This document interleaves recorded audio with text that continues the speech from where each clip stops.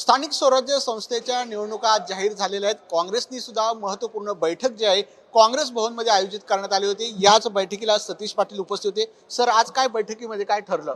नाही, प्राथमिक चर्चा आमची पॉलिटिकल अफेअर्सची कमिटीची बैठक 15 दिवस महिन्यातनं एकदा होतच असते आणि आज सुदैवानं आमची बैठक आधीच जाहीर झाली होती। 4 वाजता निवडणूक आयोगानं निवडणुका जाहीर केलेल्या आहेत आणि त्याच्यावरही साधक बाधक चर्चा करून 12 तारखेला नगर परिषद नगरपंचायतीचा पार्लिमेंट बोर्ड होईल आणि त्यामध्ये इच्छुकांची चर्चा, जिल्ह्यातले प्रमुख नेते येतील आणि सर्व माहिती आम्हाला देतील। सर, आज निवडणूक आयोगाने घोषणा करण्यात आलेल्या आहेत। दुबार संदर्भामध्ये अनेक आक्षेप नोंदवले, याद्यांसर्व घोळ होता, तरी तुम्ही म्हटलं सगळ्या याद्या फ्रेश करून निवडणूक घ्या, मात्र घोषणा केलेली आहे निवडणूक आयोगाने। निवडणूक आयोगानं पहिल्यांदा आम्ही सॉफ्टवेअर तयार करून डबल स्टार केलेला आहे याद्यांच्या जवळ असं सांगितलं। आमची निवडणूक आयोगाला विनंती आहे की 1,07,00,000 मतदार आहेत या सगळ्या नगर परिषद नगरपंचायतीमध्ये, तिथं डबल स्टार केलेली याद्या ह्या प्रमुख राजकीय पक्षांना द्याव्यात त्यांनी, म्हणजे किमान आम्हाला कळेल की कुठल्या नगरपालिका नगर परिषदेमध्ये डबल स्टार केलेले मतदार किती आहेत। पण काँग्रेसची भूमिका काय राहील? जर दुबार मतदान झालं तर काँग्रेस आगामी काळ बहिष्कार टाकणार की किंवा नवीन?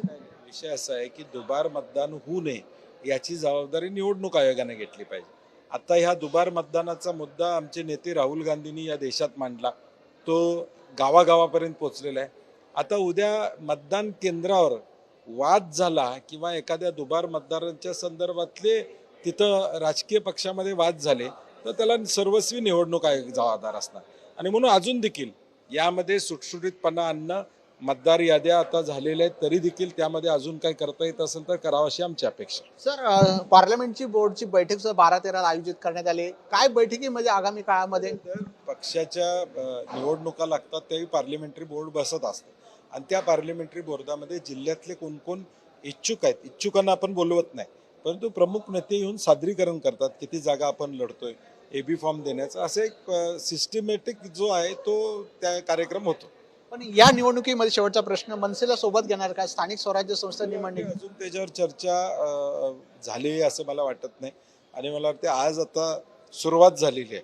आता हळूहळू या सगळ्या आघाडीच्या आणि या सगळ्या गोष्टी, इंडिया अलायन्स असेल त्यांच्याबरोबर चर्चा करणं, या सगळ्या गोष्टी आता हळूहळू होतील। होते सतीश पाटील आपण पाहू शकता, त्यांनी सांगितलं स्वराज्य संस्था निवडणुकीसाठी ज्या फॉर्मॅलिटी आहेत ते काँग्रेसकडून केल्या जातील। येत्या काही दिवसामध्ये उमेदवारी संदर्भामध्ये त्यांच्या मुलाखती होतील आणि त्याची घोषणा सुद्धा केली जाईल। कॅमेरामॅन अरविंद सह विकास मेळ, साम टीव्ही, मुंबई।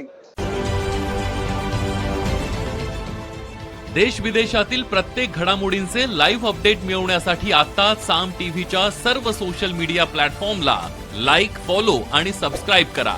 तसंच सर्व नोटिफिकेशनसाठी बेल आयकॉन प्रेस करायला विसरू नका।